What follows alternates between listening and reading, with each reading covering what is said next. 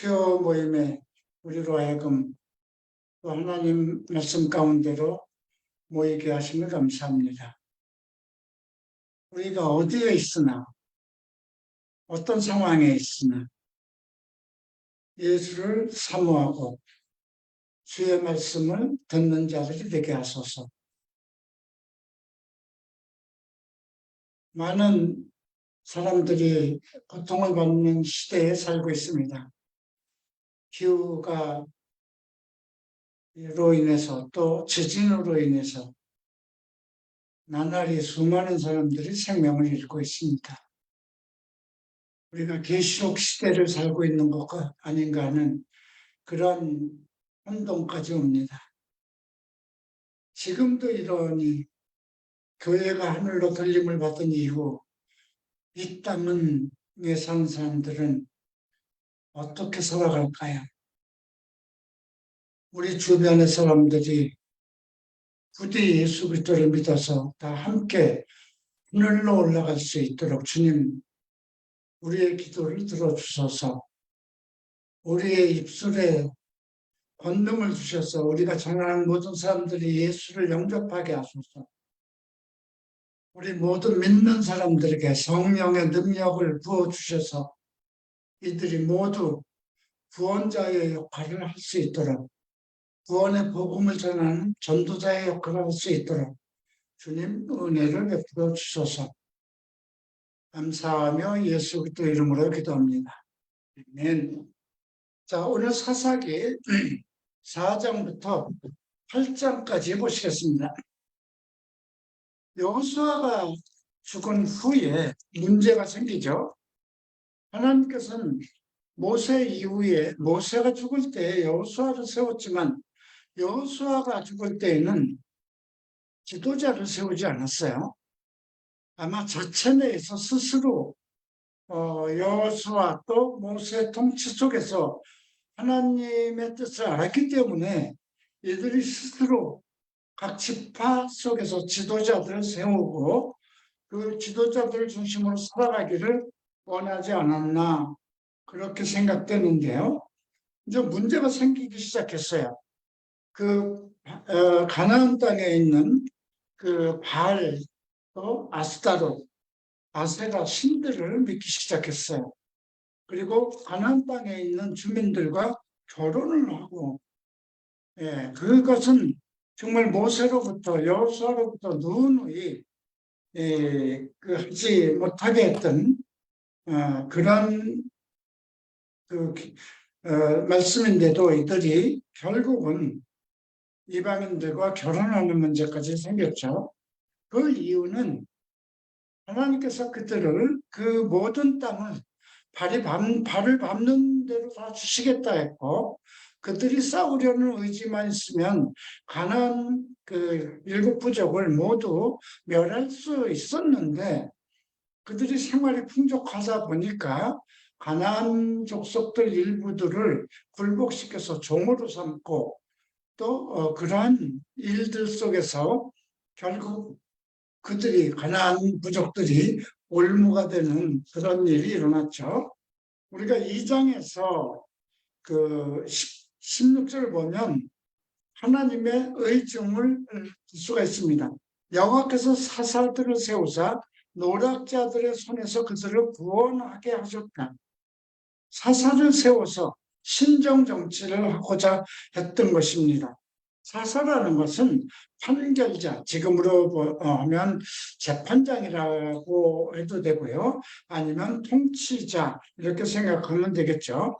그런데 여호와께서 사사를 세우실 동안에는 하나님께서 그들과 함께 했기 때문에 사사가 사는 날 동안은 모든 대적의 압박에서 그들이 울부짖을 때마다 여호와께서 뜻을 돌리셨는데 사사가 죽은 후에는 그들의 조상보다 더 악해졌어요. 그래서 하나님께서는 이제 그들을 시험하기 시작했죠. 그래서 3장 1절에 이렇게 됐습니다. 가나안의 모든 전쟁들을 알지 못한 이스라엘을 시험하였다 그러죠.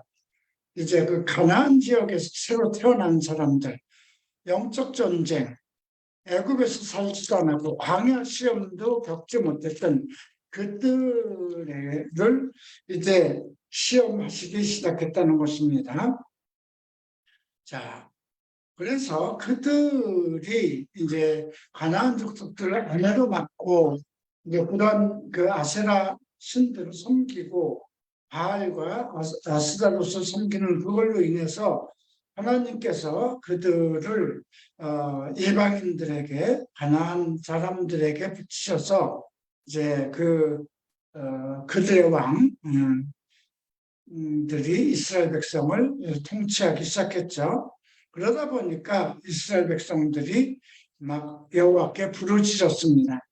그때 하나님께서 세우신 구원자가 갈렙의 아우 그나스의 아들 온니엘이었습니다. 온니엘이 그 40년 동안 온니엘이 사사로 있을 때 40년 동안 평온했고요. 그러고 나니까 온니엘이 죽고 나서 또 그들이 그 악을 행하기 시작해서 하나님께서는 암몬과 아멜렉 자손을 통해서 이스라엘 백성들을 치게 하셨어요. 그랬더니 또 이스라엘 자손이 부르짖죠. 그래서 한 구원자라는 말이 사사기에서 처음 언급됩니다. 구원자를 세우셨는데 그것이 바로 베냐민 사람 왼손잡이 에훗이었습니다. 그 이후에 이제 에훗이 살아 있는 동안 그래도 그들이 평안한 삶을 살았고요. 80년 동안 평온했다고 합니다.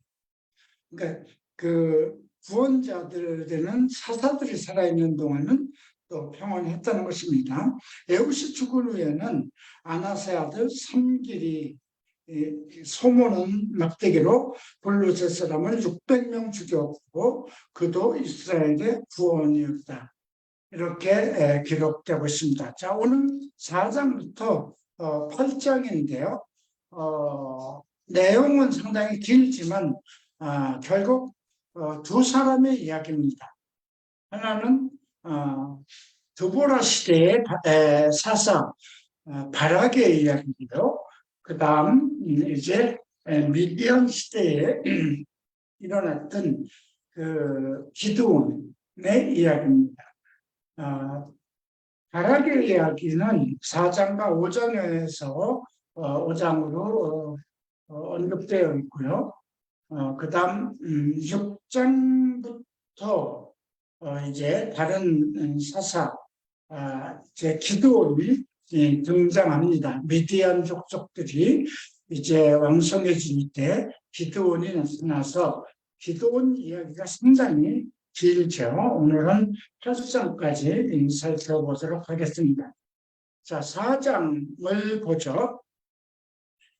에훗이 죽으니 이스라엘 자손이 또 여호와의 목전에 악을 행하며 여호와의 목전에서 악을 행한다는 뭘까요? 하나님께서 다 보고 계시는데도 악한 생활을 한다는 것이죠. 그래서 가나안 왕 야빈을 이제 일으켜 세웠어요. 그 야빈에게는 철병거 900대가 있었어요. 철로 만든 그 말병거니까 싸움을 할 수 있는 그 지금으로 얘기하면 뭐 전차와 같은 그런 거지만 철병거, 철로 만든 그런 그 병거가 900대가 있었고 그래서 이스라엘 백성들이 그래도 그때마다 여호와께 부르짖네요. 우리가 그 사사기에서 배울 수 있는 건 이스라엘 백성이 사사가 살아있는 동안 하나님의 구원자 사사가 살아있는 동안은 평온하고 사사가 죽으면 또 그들이 그 여호와의 목전에서 악을 행했다는 것입니다. 그때마다 또 그들이 그 이방인의 압제 속에서 하나님께 부르짖으면 하나님은 또 사사를 세우셨죠. 이것은 지금도 우리도 마찬가지입니다. 세상을 살다 보면 고난이 오면 여호와께 부르짖어 기도하고 교회 열심이고 믿음을 다시 회복합니다. 그랬다 덩어리 따뜻하고 뭐 먹고 사는데 큰 문제가 없으면 또 다시 세상 속으로 나가서 기웃기웃대죠. 육체의 즐거움을 찾게 되고 돈을 바라게 되고 또 믿지 않는 자들과 자꾸 교제의 폭을 넓혀갑니다. 이제 그러면 하나님이 또 우리를 어떻게 할까요? 하나님이 원래 시험하시는 분은 아닌데 그냥 그래 너희가 세상 속에 그렇게 즐겨봤으니까 한번 세상 맛이 어떤가 그냥 세상 속에 내어버려 두시는 거예요. 그러면 결국은 또 문제가 생겨서 하나님을 찾게 되죠. 그러니까 우리가 지금도 우리 인생에 발생되는 문제가 있을 때 크리스찬들은 감사해야 돼요. 하나님이 나를 섭리하고 계시는구나. 나를 떠나지 못하게 관리하고 계시는구나. 하나님이 지금 무엇으로 우리를 관리할까요? 예수를 믿은 사람들은 성령이 내주하고 계시잖아요. 성령이 우리 안에서 탄식하신다고 그랬어요. 탄식하기까지 우리를 하나님께서 아끼시는 거기 때문에 그래서 우리가 이 서사기를 통해서 배울 것은 나는 이렇게 하면 안 되겠구나. 늘 하나님만을 사랑하고 하나님을 공경하고 하나님의 말씀대로 살며 좋은 하나님이 주시는 모든 복을 누려야 되겠다. 그런 마음을 가져야 되겠죠. 자, 그래서 이런 때에 랍비도세 안에 선지자, 그러니까 드보라는 결혼을 했네요. 그 남편은 랍비도시였고요. 이스라엘의 사사가 되었어요. 그런데 우리가 그 흥미로운 것은 그 히브리서 11장에 이제 믿음의 조상들 이야기들을 많이 얘기하면서 그 사사들을 얘기하는데 드보라 이름은 안 나와요. 거기에는 바락의 이름이 나옵니다. 삼손도 나오고 기드온도 나오는데 결국은 바락의 이름이 나오죠. 오늘 이 드보라 사사와 그 다음에 그 당시 함께 살았던 바락의 사사 이 문제 속에서 우리가 발견할 것은 하나님의 뜻은 무엇인가? 물론 여선지 바락을 통해서 그 드보라를 통해서 이스라엘을 구원했고 그런데 이 여선지 드보라는 이스라엘 백성을 구원하는 것에다 초점을 두지 않고 하나님께서 세우신 바락으로 하여금 용기와 힘을 얻어서 지도자로서의 역할을 하는 것에 초점을 맞추고 있어요. 자, 이제 5절 보면 그는 에브라임 산지 라마와 베델 사이에 드보라의 종려나무 아래 거주하였다. 종려나무가 이때도 있었네요. 우리가 종려나무 가지가 예수님께서 요한복음 12장에서 예루살렘 입성하실 때 나귀를 타고 갈 때 아이들이 이 종려나무를 흔들었죠. 그런데 이제 또 계시록에서 언급되고 있죠. 종려나무를 흔드는 무리들. 네, 그들은 무리가 아닙니다. 그들은 대환란 동안에 이제 선교를 통해서 적그리스도의 그 666표를 받지 않고 결국 죽임을 당해서 제단 밑으로 들어와 있던 그 사람들입니다. 승리의 종려나무를 들고 호산나를 외치는 것이죠. 자, 그래서 이스라엘 백성들은 드보라 앞에 와서 재판을 받았습니다. 드보라가 사람을 보냅니다. 아비노함의 아들 바락인데요. 납달리 가데스로 불러다가 그에게 이르되 이스라엘 하나님 여호와께서 이같이 명령하지 않았느냐. 너는 납달리 자손과 스불론 자손 10,000명을 거느리고 다볼산으로 가라. 다볼산으로 가라 합니다. 자, 내가 야빈의 군대 장관 시스라와 그의 병거들과 그의 무리를 기손강으로 이끌어내어 이르게 하고 그를 내 손에 넘겨주리라. 이제 하나님께서 이 지시를 바라게 한 게 아니고 선지자인 드보라에게 하신 것이죠. 그랬더니 바락이 뭐라고 하는가 하고 싶다. 8절 보면 바락이 그에게 이르되 만일 당신이 나와 함께 가면 내가 가려니와 만일 당신이 나와 함께 가지 아니하면 나도 가지 아니하리라. 자, 이 명령은 하나님이 드보라를 통해서 바락에 주신 말씀이에요. 근데 바락은 당신이 나와 함께 가지 않으면 나는 가지 않겠다 그럽니다. 그랬더니 이제 드보라가 9절에서 이렇게 얘기하죠. 내가 반드시 너와 함께 가리라. 그러나 내가 이번 가는 길에서 영광을 얻지 못하리니 이는 여호와께서 시스라를 여인의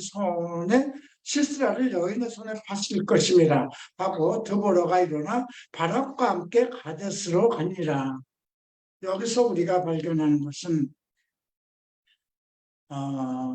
하나님은 남자들과 함께 일을 하기를 원한다는 거죠. 사사들도 다 남자예요. 물론 그 드보라 지도자를 세우셨으니까 그도 사사라고 불러요. 그 옛날에 제가 일본에 있을 때인데 성령님 안녕하십니까 하는 책이 있었죠. 미국의 그 유대교 사람인데 우리나라에 그 책이 유명한 책이 있었어요. 성령님 안녕하십니까?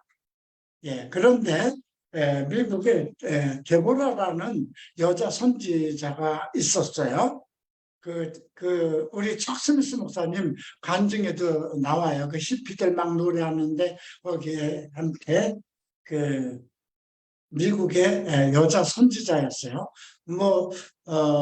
대단했던 분인데 그분은 엄청난 그 교회에서 그 집회를 할 때 3층 몇 번째 있는 여자분 당신의 질병이 치유받았습니다. 이렇게까지 얘기를 했다는 거죠.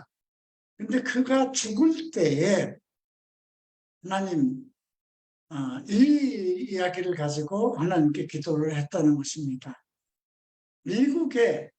우리 미국에 남자가 없어서 나를 들어 쓰십니까? 저는 스보라와 바락의 이야기를 압니다.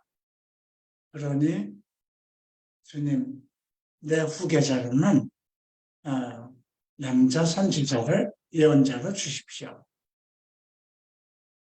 그런데 지금 이름이 기억나죠? 베닌이 자기가 후계자라고 나타났는데 내가 미국에서 NHK에서 방송한 그 베닌의 가짜 놀이 막 환자들을 만들어내고 산소통을 끼고 오게 하고 그 자리에서 낫다 이렇게 얘기를 했는데 결국 나중에 알아보니까 그 환자는 환자도 아니었고 산소통을 끼고 오라고 해서 끼고 왔고 그리고 그 돈이 얼마나 헌금이 들어오는지 그 마을에 그 베니인이 사는 동네에 베니인의 헌금만을 관리하는 은행이 있었는데 거기에 베니 어떻게 했냐면 그 엽서 같은데 베니인의 손을 그려 엽서가 있어요. 그거를 뿌리면 사람들이 베니인의 사진 그림에다 같이 손을 대놓고 기도를 해서 거기다 써서 헌금과 함께 보내면 그 문제가 해결된다. 그래서 많은 사람들이 다 그렇게 했는데 실제로 그 은행에 가보니까 엽서는 그냥 들어오는 대로 쓰레기통으로 버리고 돈만 관리했다. 그 집이 비행기가 앉을 수 있는 그런 하고 요트장도 있는 그런 상태였어요. 그 베닌이 일본에 왔을 때 저도 참석했어요. 그때 내가 변화받고 한국에 나왔을 때인데 오사카에서 집회가 있다고 해서 참석했었어요. 근데 그 당시 일본에 있는 오카와 목사님이 그때 신학교 부원장이었는데 이스라엘 일본인 목회자들 많이 데리고 미국의 베닌 집회에 가서 그, 어, 그 사역을 배워온다고 그리고 이제 갔어요. 그래서 막 넘어뜨리는 거예요. 이렇게 손을 얹으면. 그래서 갔다 와가지고 우리 신학교에서도 줄을 쭉 세워가지고 이렇게 손을 얹어서 기도합니다. 근데 사람들은 막 룰루룰루 하고 막 넘어지고 하는데 내가 안 넘어지니까 밀더라고요. 그리고 나서 한국에 나온 이후에 오사카에서 집회가 있어서 나도 참여를 했어요. 근데 와, 그때 느끼는 것이 그 당시 조영규 목사도 상당히 베닌 목사 여의도에도 초청해서 집회를 열었었고 또 정홍 목사님도 그런 미니스터를 많이 했죠. 그때 그 사역을 보고 와, 이게 악이구나, 이게 악한 일이구나 그런 생각을 했어요. 근데 오늘 또 이야기를 보면서 이 바락의 이야기는 아주 간단해요. 하나님께서 여선지 드보라를 통해서 바락을 내서 그 시스라 900 설병거가 있는 그 사람을 치게 해라. 그러면 내가 그 바락의 손에 붙이겠다. 이렇게 약속하신 거예요. 그러면 그 말씀대로 되는 거거든요. 그래서 드보라가 그 말을 그대로 바락에게 전했는데 당신이 나와 함께 가지 않으면 그 마마보이죠. 나는 가지 않을 것이다. 그랬더니 드보라가 반드시 너와 함께 갈 것이다. 그러나 이번 길에 가는 길에서 영광은 내가 얻지 못할 것이다. 시스라를 여인의 손에 할 것이다. 여인의 의지에 있기 때문에 결국 그래서 이제 14절을 보면 드보라가 바락에게 이르되 일어나라 합니다. 이는 여호와께서 이스라엘 내 손에 넘겨주신 날이라. 여호와께서 너희 앞에 나가지 아니하시느냐 하는지라. 이에 바락이 10,000명을 거느리고 다볼손으로 내려갑니다. 그래서 이제 시스라의 군대가 혼비백산에서 도망을 합니다. 17절에 보면 그가 도망을 해서 겐 사람, 그죠? 헤벨의 집 사이에 평화가 있다고 했어요. 겐 사람은 누굴까요? 겐 사람의 소개가 잠깐 앞에서 나옵니다. 11절에 보면 모세의 장인 호밥의 자손 중 겐 사람 헤벨이 있었어요. 예, 그러니까 모세의 장인의 가족이죠. 그러니까 이 사람들은 나름대로 하나님을 아는 사람들이니까 거기에 남아있는 것이거든요. 그런데 헤벨이, 겐 사람 헤벨이 그래도, 하솔왕 야빈과 조금 교제가 있었어요. 같은 이방인이니까 그런 관계를 가졌죠. 서로 화평이 있었다고 합니다. 그래서 이제 시스라가 들어가니까 야엘이 그를 맞습니다. 그리고 장막에 들어오니까 그를 이불로 덮죠. 그랬더니 시스라가 나에게 좀 물을 달라 그랬더니 목마르다 하니까 야엘이 우유를 데펴서 그에게 마시게 합니다. 그래서 이제 사람들이 와서 나를 찾으면 없다고 하라. 그렇게 하고 이제 야빈은 잠이 들었어요. 헤벨의 아내 야벨이 장막 말뚝을 가지고 손에 방망이를 들고 가만히 가서 관자놀이에다가 박아버려요. 그래서 기절하여 죽었죠. 이제 바락이 시스라를 추격할 때에 야헬이 나가서 그를 맞아 그에게 이르되 오라 내가 찾는 그 사람을 내가 내게 보이리라. 하면 바락이 그에게 들어가 보니 시스라가 엎드려 죽었고 말뚝이 그의 관자놀이에 박혔더라. 자, 결국은 드보라가 이야기한 대로 그 영광을 네가 이번 전쟁에선 내가 10,000명이나 가지고 데려가서 승리를 하겠지만은 그 영광은 내가 얻지 못하고 여인이 얻을 것이다. 우리가 그래서 이것이 우리 목회에 갈보리 채플에선 여자 선지자가 있어요. 여자 예언자들은 꽤 많이 일어났어요. 총목사 때에도 여자 예언자가 있어서 영국이나 이런 데 가서 유럽에 가서 많이 사역을 했고요. 그런데 여자 목사는 안 세우셨어요. 여자들의 사역이 상당히 큽니다. 우리가 척 스미스 목사님의 부인 되시는 케이 여사가 과거에 금요일마다 그를 집회를 하는데 여인들의 집회를 하는데 3,000명씩 모였다고 합니다. 지금은 3,000명 그냥 총목사의 후계자인 브라이언 모임에 300명도 안 됩니다. 자, 그런 상황이 돼버렸고요. 자, 이제 5장은 이제 드보라의 승리의 찬송입니다. 드보라가 아비노함의 아들 바락이 노래 함께합니다. 이스라엘 왕 영솔자들을 우리 영솔하였고 백성이 즐거이 헌신하였으니 여호와를 찬송하라. 여기 보면 이스라엘의 영솔자들이 영솔하였다. 영솔하였다는 건 인도하였다. 리더들이 모였다 이거예요.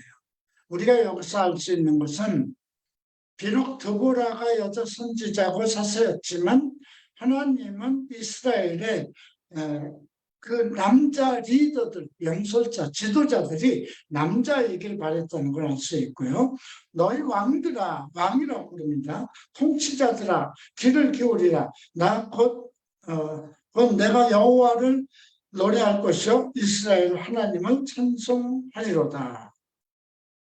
자, 그리고 6절 봅니다. 아나세 아들 삼길의 날에 또는 야헬의 날에는 대로가 비었고 그의 행인들은 오솔길로 다녔더라. 이스라엘은 마을 사람들이 그쳤으니 나 드보라가 일어나 이스라엘 어머니가 되기까지 쳤더라. 이스라엘의 어머니가 되었다고 합니다. 이스라엘은 마을 사람들이 그쳤다. 이스라엘은 그만큼 사람 다니는 사람이 없었다는 겁니다. 그만큼 다 숨어서 살 수밖에 없었는데 이스라엘의 어머니가 되기까지 사람들을 길에서 볼 수 없었다는 거죠. 자, 9절 보면 내 마음이 이스라엘 방백을 사모함은 그들이 백성 중에서 즐거이 헌신하였으니 여호와를 찬송하는. 이건 이스라엘 백성들이 숨지 말고 어떤 상황에서도 헌신하기를 바라는 것입니다. 그래서 신나귀를 탄 자들, 양탄자에 앉은 자들, 길에서 행하는 자들아 전파하지. 너희가 그만큼 높은 위치에 있고 양탄자 위에 앉아있다면 더욱더 공의로운 하나님의 이름을 전해야 될 것이 아니냐 이렇게 얘기한 것입니다. 12절 봅니다. 깰지어다 깰지어다 드보라여 깰지어다 깰지어다 너는 노래할지어다 일어날지어다 바락이여 아비노함의 아들이여 내가 사로잡은 자를 끌고 갈지어다. 여기서 깰지어다 깰지어다 드보라여 깰지어다 깰지어다 너는 노래 이렇게 여러 번 나옵니다. 여기서 깰지어다라고 얘기하는 것은 떨치고 일어나라는 뜻입니다. 어떤 상황에서도 각성하라, 각성하라 이런 뜻이죠. 자, 그리고 14절 에브라임에게서 나온 자들 아말렉의 뿌리 박힌 자들이요. 베냐민은 백성들 중에서 너를 따르는 자들이요. 마길에게서는 명령하는 자들이 내려왔고 스불론에게는 대장군의 지팡이를 잡은 자들이 왔다. 이거는 지금 1만 명을 끌고 갔었을 때 그 전쟁에 참여한 이스라엘 부족들이죠. 에브라임에서 나온 자들, 그 다음에 베냐민에서 나온 자들이 있었고요. 스불론에서는 대장군의 지팡이를 잡은 자들이 왔었다는 건 지도자들, 장군급이 나왔다는 것입니다. 이스사갈의 방백들이 드보라와 함께하니 이스사갈과 같이 바락도 그의 뒤를 따라 골짜기로 내려가니 르벤 시내가에서 큰 결심이 있었다. 자, 이 말은 뭘까요? 이거 잘 생각해 봐야 돼요. 내가 양의 우리 가운데 앉아서 목자의 피리 부는 소리를 들으면 어찌미냐. 르벤 시내가에서 큰 결심이 있었더라.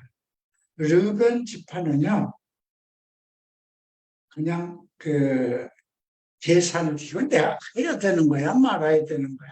이 전쟁에 참여할 거야. 이러다가 다 올라가서 망하면 어떻게? 그거냐. 르벤 시내가에서 큰 결심이 있었다 그럽니다. 자, 길앗은 요단 강 쪽에 거주하며 단은 배에 머무름이 어찌미냐. 단 지파는 배에 머무르고 있었어요. 원래 배에 살던 그 해변가 쪽에서 있었지만 왜 배를 타고 있었을까요? 전쟁이 나면 빨리 도망가겠다는 거죠. 예, 위험하면 도망가겠다는 거예요. 에셀은 해변에 앉으면 자기 항만에 거주하더라. 아셀, 왜 해변에 앉았을까요? 이들이 전부 다 선체를 타고 있었던 사람들이거든요. 그 야빈 왕들이, 야빈 왕이 그 선지의 일대를 전부 다 지배하고 있었던 것이기 때문에 그 해변에 앉으면 자기 항만에 거주하더라. 안 움직였다는 거예요. 길앗은 요단 강저편에 거주하며 단은 배에 머무름이 어찌미냐. 아셀은 해변에 앉으며 자기 항변에 있죠. 여기 보면 66절에 내가 양의 우리 가운데 앉아서 목자의 피리 부는 소리를 들으면 어떠냐. 지금 이렇게 한가하게 목자가 피리 부는 거 듣고 있을 때냐? K-팝에 가서 노래하는 것, 뭐, 볼것 그런 거 듣고 있을 거냐? 이거 그런 얘기예요. 그죠? 네. 스불로는 목숨을 무릅쓰고 죽음을 무릅쓰고 목숨을 아끼지 않은 백성이요. 납달리도 들의 높은 곳에서 그래야도다. 왕들이 와서 싸울 때 가나안 왕들이 무기또 물가 반악에서 싸웠으나 은을 탈취하지 못하였도다. 하늘에 병들이 하늘에서 싸우되 그들이 다니는 길에서 시스라와 싸워. 이렇게 다 싸울 때에 자기 계산 속에 빠져서 슬그머니 뒤로 물러나는 사람들도 있었어요. 자, 근데 24절에 이런 말이 있습니다. 긴 사람 해변에 아내 야엘은 다른 여인들보다 복 받을 것이니 장막에 있는 여인들보다 더욱 복을 받을 것이다. 시스라가 물을 구하며 우유를 주되 엉긴 우유를 귀한 그릇에 담아주었고 손으로 장막 말뚝을 잡으며 오른손에 일꾼들의 방망이를 들고 시스라를 쳐서 그의 머리를 뚫 때 그 관자놀이를 뚫었도다. 그가 그의 발 앞에 거꾸러지며 엎드러지고 쓰러졌고 그의 발 앞에 구부러져 엎드려져서 그 구부러진 곳에서 엎드려 죽었다. 이렇게 다시 한번 그 헤벨의 아내 야헬의 업적을 칭송합니다. 자, 31절 함께 읽겠습니다. 여호와여 주의 원수들은 이와 같이 망하게 하시고 주를 사랑하는 자들은 해가 힘있게 도둠 같게 하소서. 참 이 말씀은 지금도 우리가 항상 만약에 어떤 세상이 악해지고 교회가 만약에 핍박을 받을 때 할 수 있는 노래이죠. 자, 그래서 5장은 시스라 드보라와 바락이 한 노래이기도 합니다. 이 땅이 40년 동안 드보라와 바락이 있는 40년 동안 평안하였다 기록되어 있습니다. 그런데 또 반복됩니다. 그들이 죽고 난 후에 또 목전에서 악을 행하자. 6장 1절을 보면 여호와께서 7년 동안 그들을 미디안 손에 넘깁니다. 미디안은 아브라함의 후처 그두라가 낳은 넷째 아들 중에 그 후손들입니다. 자, 그래서 이스라엘이 파종할 때면 미디안과 아멜렉이 동방 사람들이 치고, 그러니까 이 세 집단이 나와요. 미디안이 선두를 했고, 그 다음에 아멜렉과 동방 사람들이 함께 연합해서 이스라엘을 치러 오는 거예요. 파종했다는 건 뭐예요? 그 먹는 모든 곡식들을 빼앗기 위해서죠. 그래서 토지 소산을 멸하여 이스라엘 가운데 먹을 것을 남겨두지 않고 양이나 소도 나귀도 남겨두지 아니하였어요. 그래서 이스라엘 백성들이 미디안으로 말미암아 여호와께 부르짖었죠. 그랬더니 하나님께서 이제 그들을 책망하시고 이제 여호와의 사자를 보내서 요아스에게 속한 오브라에 이르러 상수리 아래 앉아서 요아스의 아들 기드온을 그 여호와의 사자가 찾아갑니다. 여호와의 사자니까 천사겠죠. 근데 그를 밀을 포도주 틀에서 타작해요. 좀 팽이죠. 포도주에서는 이렇게 포도주들이 무슨 지금처럼 무슨 큰 포도주 공장 같았겠어요. 조그맣게 한 집에 그 포도주 틀을 만들어 놓고 포도주를 따다가 거기서 발로 밟는 곳이잖아요. 근데 밀타작은 그런 데서 못하는 거잖아요. 밀타작은 먼지가 일어나기 때문에 그런 데서 마당에다 펴놓고 하는 건데 밀을 포도주 틀에서 그냥 소리도 안 나게 그 작업을 타작하고 있었어요. 근데 여호와의 사자가 기도원에 나타납니다. 그랬더니 13절에서 오 나의 주여 여호와께서 우리와 함께 계시면 어찌 이 모든 일이 우리에게 일어납니까? 크리스천들도 모태신앙이라고 하고 열심히 우리 부모가 우리 어머니 아버지가 얼마나 교회에 열심히 있는데 왜 나는 이러는지 모르겠습니다. 내가 교회를 얼마나 사랑하고 봉사를 했는데 왜 내가 이런 일을 당해야 되나 이런 그 말들을 많이 하죠. 똑같습니다. 우리 조상이 일찍이 우리에게 이르기를 여호와께서 우리를 애굽에서 올라오게 하신 것이 아니냐 하는 이 모든 이적이 애굽에서 출애굽했다는 그 이적이 어디에 있습니까? 이제 여호와께서 우리를 버리사 미디안의 손에 우리를 넘겨주시지 않았습니까? 이렇게 얘기를 하죠. 그랬더니 14절에서 여호와께서 그를 향하여 이르실 때 너는 가서 이 너의 힘으로 이스라엘을 미디안 손에서 구원하는 겁니다. 그래서 내가 너를 보낸 것이 아니냐. 내가 너를 세워서 보내려고 하니까 너의 힘으로 하라고 그러죠. 그랬더니 기드온이 내가 무슨 힘이 있습니까? 나는 우리 집 므낫세 지파 중에서 가장 약하고 나는 아버지 집에서 가장 작은 자, 난 별 볼 일 없는 자입니다. 점팽입니다. 이렇게 얘기를 하는 거죠.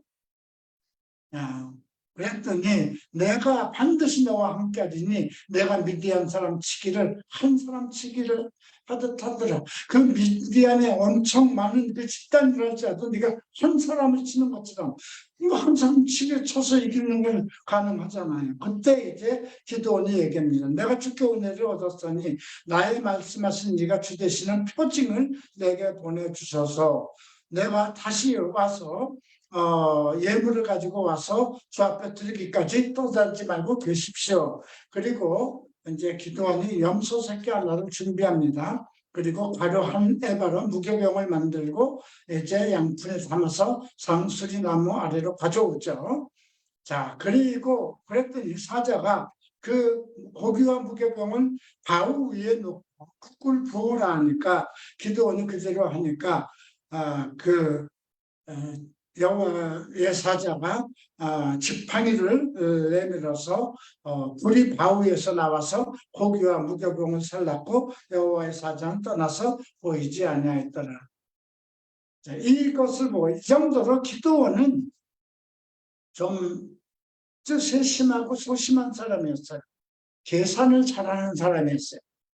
그 포도즙 틀에 들어가서 거기에 숙이고 밀을 좀 내가 해서 이거라도 해서 먹고 살아야지, 저들이 이게 들키지 말아야지, 그런 계산을 하는 사람이었거든요. 그리고 여호와의 사자가 너를 보내겠다는 걸, 정말 그 당신이 여호와의 사자인지 내가 시험해 보겠다 하는 그런 마음을 가지고 있었죠. 이제 24절에 보면 기드온이 여호와를 위하여 거기서 제단을 쌓고 그것을 여호와 샬롬이라 하였더라. 여호와 샬롬이라는 말이 여기서 여호와는 평강하시다. 여호와 샬롬, 여호와는 평강하시다 말이죠. 자, 그날 밤에 이제 여호와께서 기드온에게 나타납니다. 내 아버지에게 있는 수소, 곧 7년 된 둘째 수소를 끌어오고 내 아버지에 있는 바알 제단을 헐며 그 곁에 아세라 상을 찍고 이 산성 꼭대기에 내 하나님 여호와를 위하여 규례대로 한 제단을 쌓고 둘째 수소를 잡아 내가 찍은 아세라 나무로 번제를 드리라. 그랬더니 기드온이 10사람을 데리고 가서 그렇게 합니다. 그러니까 아침에 일어나 보니까 제단이 파괴되었고 아세라가 찍혀서 넘어져 있고 둘째 수소가 제물로 바쳐졌어요. 그랬더니 이것이 누구의 소행인가 하고 조사해서 물어봤더니 요아스의 아들 기드온이 드러났습니다. 그래서 성읍 사람들이 요아스 그 아비에게, 기드온의 아비 가서 내 아들 끌어내라. 아세라 상을 찍어냈으니 당연히 죽을 것이다 그랬더니 31절에 요아스가 대단한 말을 합니다. 요아스가 자기를 둘러선 모든 자에게 이르되 너희가 바알을 위하여 다투느냐, 너희가 바알을 구원하겠느냐, 그를 위하여 다투는 자는 아침까지 죽임을 당하리라. 바알이 과연 신일진데 그의 제단을 파괴하였은즉 그가 자신을 위하여 다툴 것이 아니냐. 참 아주 그 대단한 말이죠. 내가 섬기는 바알이 누구길래 바알과 다투느냐. 바알을 누가 해하였으면 바알이 신이니까 그 바알이 자기를 위해서 다툴 것이 아니냐. 그래서 그날의 기도원을 여룻바알이라 했습니다. 바알과 싸우다는 뜻입니다. 여룻바알이라는 이름을 갖죠. 자, 근데 이제 여기서 우리가 기드온이 이제 하나님께서 그를 또 다시 보냅니다. 전쟁, 미디안과 아말렉 사람, 동방 사람이 또 함께 모여서 요단을 건너왔어요. 그래서 이스라엘 골짜기에 진을 치니까 이제 기드온이 하나님께 여쭙습니다. 36절 보죠. 이미 말씀하신 것 같이 내 손으로 이스라엘을 구원하시거든. 자, 보소서. 내가 양털 한 뭉치를 타작마당에 드리니 만일 이스라엘이 양털에만 있고 주변 땅은 마르면 주께서 말씀하신 것처럼 내 손으로 이스라엘 구원하실 줄 내가 알겠습니다. 그리고 아침에 가보니까 그대로 됐어요. 그랬더니 또다시 이야기를 합니다. 39절이죠. 여호와께 여쭐 때 주여 내게 노하지 마옵소서. 내가 이번만 말이다 구하건대 내게 이번만 양털로 시험하게 하소서. 원컨대 양털만 마르고 주변 땅에 이스라엘이 있게 하옵소서. 그랬더니 그 밤에도 그렇게 했습니다. 우리가 그 성경에서 신약에서 예수님은 하나님을 시험하지 말라고 그러죠. 하나님은 우리 사람을 시험하지도 않고 시험도 당하시지 않는 거죠. 근데 여기서 하나님을 시험하고 살 자가 없다고 그랬는데 하나님을 2번이나 기도는 시험을 했습니다. 앞에서 한 것까지만 여러 번. 그러니까 하나님이 나를 부르신 것이 맞는가? 이 전쟁에서 분명히 하나님이 나를 쓰셨는가? 그러니까 이것은 하나님을 시험했다는 것이 아니라 어떤 하나님이 나와 함께 하실 것인가에 대한 확신을 갖게 하기 위해서죠. 그래서 나도 가끔 이런 기도를 합니다. 기도원의 기도처럼 기도를 할 때가 있어요. 특히 여기 한남동에서 여기 올 때, 그 당시 이제 돈이 1,500만 원밖에 없었어요. 보증금 찾으면 1,500밖에 없는데 계속해서 나는 강남으로 가보겠다. 강남을 뭐 자주 와보지도 않고 강남 집값이 얼마인지도 모르겠는데 그냥 작은 오피스텔이라도 얻어서 뭐 우리 성도가 10명도 안 되니까 내가 오피스텔에서 묵으면서 다음엔 강남에 가서 교회를 하겠다 그런 마음을 가지고 있었는데 주일날 우리 김병원 목사가 왔어요. 호산내에 광고가 났는데 그 논현동에 그 교회 자리가 나왔다는 거죠. 그게 올려진 지가 벌써 꽤 6개월이나 넘었는데 안 나왔다. 그래서 그러면 보증금이 얼마냐 그랬더니 8천에 100인데 5천에 130에도 된다고 써있대요. 그래서 나는 돈 1,500밖에 없는데 그랬더니 이제 김병원 목사가 그래서 한번 가보는 게 좋지 않겠느냐. 그래서 주일 오후에 이제 그 전화를 걸어서 전에 여기 우리 교회 자리를 하던 그 당시 김 목사였는데 그분에게 전화를 걸어서 커피숍에서 만났어요. 그때 이제 만약에 5천만 원이면 130을 하고 3천만 원 1년 후에 자기에게 줘야 된다. 이렇게 얘기를 해서 하나님 이게 5천만 원이면 그 전에 우리 그 산남동 주인이 우리가 보증금 1,500인데 3,500을 줄 테니까 연말까지 비우라는 거예요. 근데 이 교회가 나온 건 8천에 100만 원이라는 거예요. 그래서 내가 택시를 타고 오면서 하나님 5천만 원에 내가 이 교회를 얻을 수 있으면 하나님 뜻으로 알겠습니다. 그리고 와서 그 목사한테 얘기를 하니까 좋습니다. 3천만 원을 이자를 그러면 10%를 달래요. 월 30만 원씩. 그리고 1년 후에 3천을 달라. 근데 무슨 자신이 있었는지 30만 원이면 큰 거잖아요. 그리고 1년 후에 3천을 어떻게 만들어요? 성도들은 12명도 안 됐는데 그 당시에 한남동에 집세 90만 원도 못 내가지고 은행 그 카드빚이 잔뜩 있었는데 근데 내 마음속으로 5천만 원에 계약을 한다면 하나님 뜻을 알겠습니다 하고 왔는데 그게 성취되니까 알았습니다. 계약하십시다. 그 자리에 계약했어요.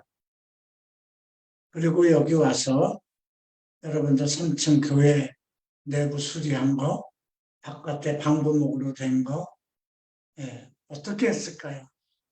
참, 지금 생각해도 지금도 그때만큼의 어떤 뭐라 그럴까요? 그런 큰 마음이 지금도 없어요. 근데 어떻게 그렇게 겁없이 그런 일을 했는지. 그래서 우리가 가끔 어떤 승리를 할 때 하나님한테 한번 확인해 보는 것도 괜찮습니다. 이것이 하나님의 뜻이고 그렇다면 이런 표적을 한번 저한테 보여주시죠 하는 그런 것도 여기서 시험이라고 되어 있는데 하나님은 시험을 당하시는 분은 아니죠. 자, 7장을 봅니다. 여룻바알이라고 하는 기드온이 그를 따르는 모든 백성이 일찍 일어나 하룻샘에 진을 쳤고 미디안 진영은 그들의 북쪽 모래산 결제하기에 있었습니다. 자, 근데 여호와께서 특별한 얘기를 합니다. 너무 많다는 거예요. 그의 손에서 미디안 사람을 넘겨주지 않을 것이다. 그러니까 왜냐하면 그 많은 사람들이 가서 미디안을 전쟁에서 승리하면 여호와의 힘이 한 것이 아니라 사람의 힘이 했다 이렇게 생각하잖아요. 그죠? 그러니까 그들의 손에 미디안 사람을 넘겨주지 않을 것이니까 이스라엘이 나를 거슬려 스스로 자랑하기를 내 손이 나를 구원하였다 할까 합니다. 그래서 어떻게 할까 하냐. 물가로 인도해서 거기 가서 그들에게 물을 마시게 하는데 개가 핥은 것 같이 하는 혀로 물을 핥는 자들은 따로 세우고 누구든지 무릎을 꿇고 마시는 자들도 따로 세우라는 거예요. 손으로 움켜 입에 대고 핥는 자는 300명이요. 그 외의 백성은 다 무릎을 꿇고 개처럼 핥아 먹어요. 자, 그 사람들을 다 빼고 나니까 300명밖에 없었어요. 근데 여호와께서 300명을 데리고 가라고 그러죠. 300명으로 저들을 전부 멸할 수 있다. 그래서 300명을 데리고 갑니다. 12절 보면 미디안과 아말렉과 동방의 모든 사람들이 골짜기에 누웠는데 메뚜기의 많은 수가 있고 그들의 낙타의 수가 해변의 모래가 많은 것 같다. 이번 계시록 9장에서 메뚜기가 나옵니다. 황충이. 그러니까 이건 결국 뭐예요? 군사예요. 메뚜기는. 자, 근데 그 근처에 염탐을 갔더니 어떤 한 사람이 친구에게 꿈 얘기를 합니다. 내가 한 꿈을 꾸었는데 보리떡 한 덩이가 미디안 진영으로 굴러들어와 한 장막에 이르러 그것을 쳐서 무너뜨려 위쪽으로 보니 그 장막이 쓰러지더라.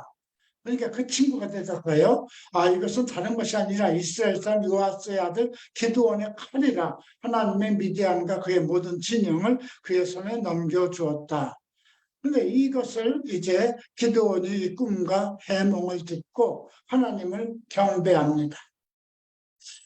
우리는 우리 중에서 어떤 이야기를 하다가 어떤 큰 문제가 있을 때 주변에 대개 우리는 아주 대단한 사람들의 말을 들으려고 해요. 자기보다 높고 자기보다 많은 것을 아는 사람들에게 조언을 얻으려고 그래요. 그런데 그냥 무연한 한 사람이죠. 어떤 한 사람, 이름도 밝히지 않았어요. 어떤 한 사람이 어떤 그 일을 이야기했을 때 그런 것들을 좀 귀담아 들어야 되죠. 그래서 우리가 그 히브리서에는 그 나그네를 잘 섬기라고 그러죠. 나그네를 섬기다가 대접하다 천사를 대접한 사람이 있다 이런 이야기도 합니다. 자, 300명을 데리고 가서 각 손에 나팔과 빈 항아리를 들리게 하고 횃불을 감추게 합니다. 그리고 이제 그 나팔을 불 때 이제 외치라고 했죠. 여호와를 위하라, 기드온을 위하라. 이렇게 해서 항아리를 깨고 이제 그 횃불을 들고 나가게 그렇게 합니다. 이게 300명이 22절 보면 나팔을 불 때 여호와께서 그 온 진영에서 친구끼리 칼로 서로 치게 하심으로 적군이 도망하여 모두 도망가고 말았습니다. 자, 이렇게 해서 기드온이 모든 사자를 산지로 보냅니다. 24절에 나오죠. 에브람 온 산지로 두루 다니게 해서 내려와서 믿음을 치고 앞질러 반바라와 요단강에 이르는 수를 점령하다 하고 자기 혼자 하지 않고 이제 이스라엘 백성들 족속들에게 다 사자를 보내서 자 나머지 저 미디안 사람을 다 치는데 연합하자 하고 이제 그 사람들을 보냅니다. 자, 그런데 이제 8장에서 문제가 생깁니다. 에브라임 사람들이 기드온에게 옵니다. 내가 미디안과 싸우러 갈 때 왜 우리를 안 불렀느냐. 우리를 이같이 대접함이 어찌이냐 이렇게 얘기를 합니다. 에브라임 지파가 누굽니까? 앞에서 우리가 그 계산한 지파 중에 그 드보라 바락도 다 그쪽 지파였죠. 자, 그랬더니 기드온이 이렇게 얘기합니다. 2절에 기드온이 그들에게 이르되 내가 이제 한 일을 너희가 한 것에 비교되느냐. 에브라함의 끝물 포도가 아비에셀의 만물 포도보다 낫지 않느냐. 포도는 만물 포도가 제일 좋은 거죠. 끝물은 거의 그냥 가지치기 할 때 버리는 거예요. 근데 에브라임의 끝물 그죠. 너희들이 그냥 가지치기 할 때 조금 남은 그것이라 할지라도 아비에셀의 만물 포도보다 낫지 않냐. 그렇게 이제 그들을 높입니다. 그랬더니 기드온의 말을 듣고 그들이 이제 노여움을 풀죠. 자, 근데 그리고 기드온과 함께 이제 300명이 요단강에 이르고 건너고 비록 피곤하나 추격하면, 그러니까 이 에브라임 사람들은 말은 왜 우리를 이 전쟁에 참여시키지 않았느냐 얘기를 했어도 다 알고 있었던 거죠. 근데 이제 300명하고 돌아올 때의 일이 언급되어 있습니다. 이제 왜냐하면 그들이 피곤한 상황에 있었어요. 그래서 그 숙고 사람들에게 얘기를 합니다. 우리 사람들이 전쟁에 참여했기 때문에 이 300명이 좀 많이 피곤하니 떡덩이를 좀 줘라. 나는 미디안의 왕들은 세바와 살문나라의 뒤를 추적하고 있다. 그러니까 이 나머지 300명에게 좀 떡덩이를 줘라 그랬더니 숙고 사람들이 말을 안 듣습니다. 자, 이렇게 세바의 살문나의 손이 지금 내 손에 있다는 거냐? 어찌 우리가 네 군대에게 떡을 주겠냐?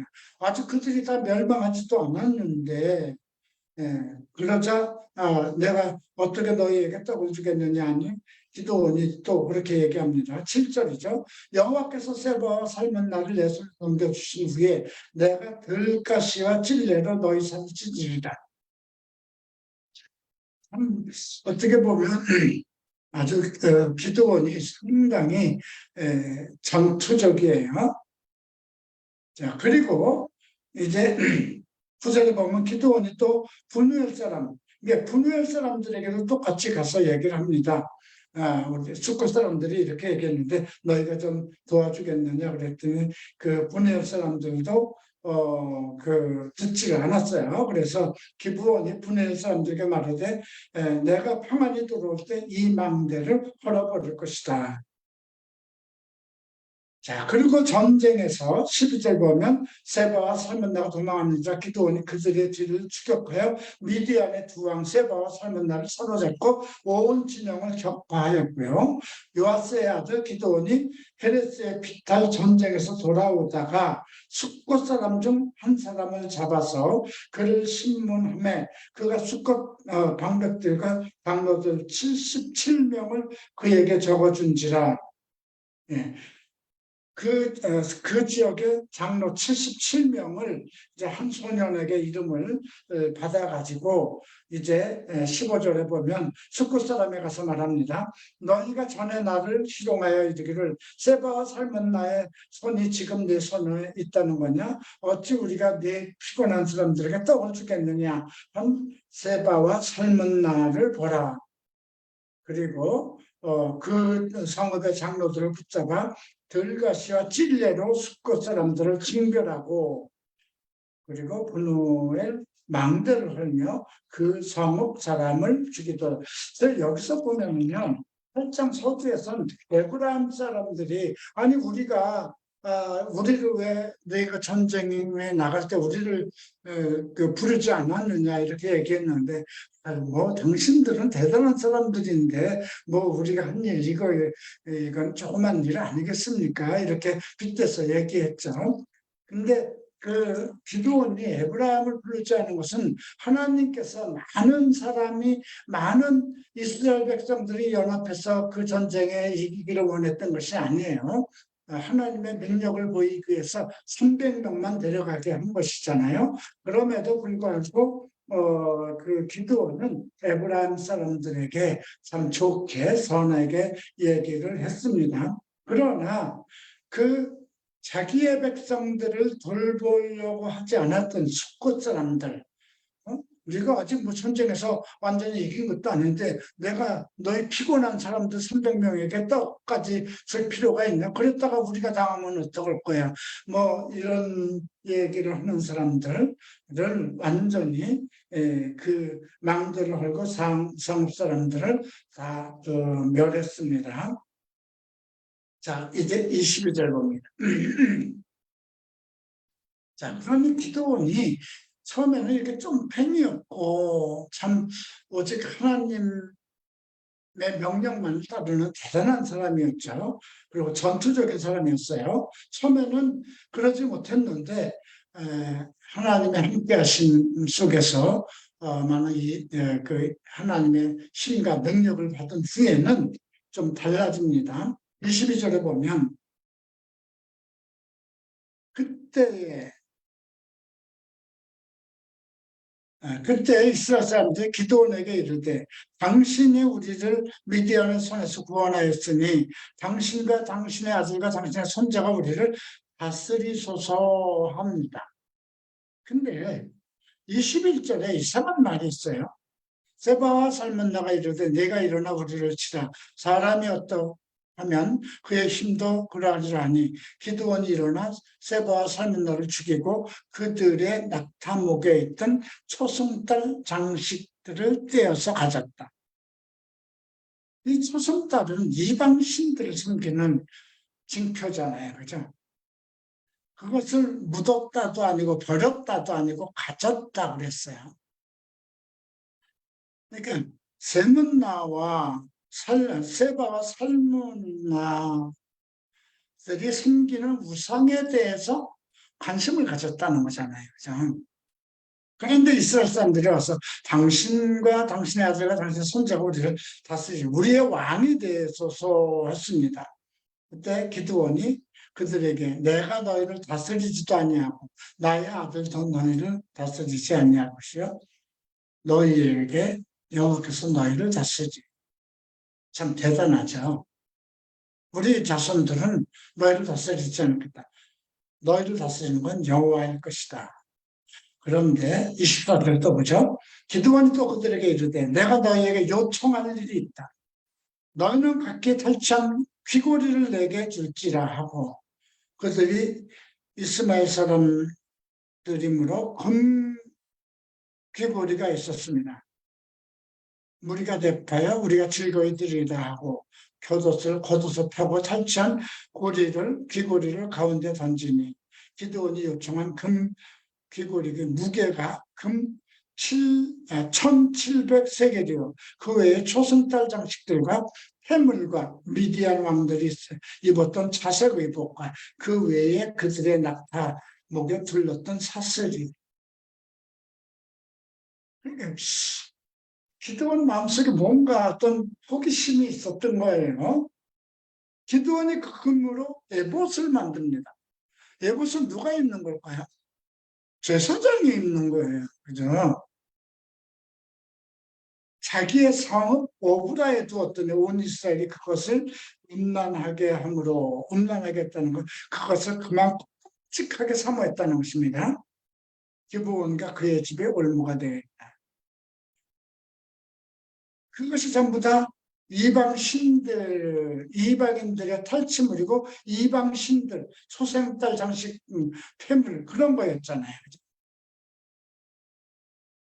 28절 보면 미디안이 이스라엘 자손 앞에 복종하여 다시는 그 머리를 들지 못하였으므로 기드온이 사는 40년 동안은 평온했습니다.